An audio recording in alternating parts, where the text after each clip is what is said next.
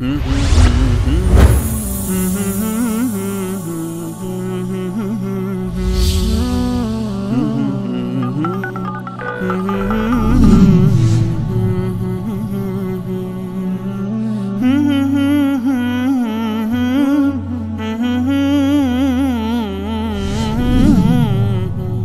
علیکم. شبکه مسائل حق و شما و عزیزانتان خسته نباشید میگویم.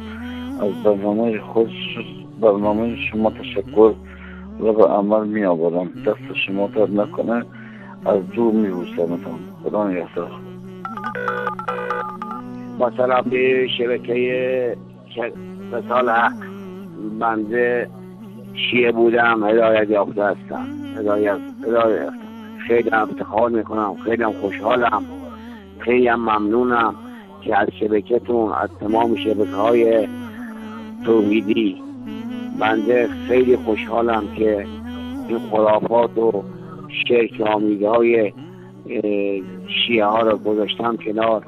به تمام برنامه‌های اهل سنت و اهل سنت شافعی هستم و خیلی خوشحال هستم که به چنین برنامه رو آوردم، به چنین برنامه‌ای از شما دیدم. متشکرم. قربان محبتتون. انشاءالله که برنامه‌تون ادامه داشته باشه و خیلی خوبه، خیلی کارایی داره. انشاءالله موفق باشین. خیلی خیلی ممنون هستم.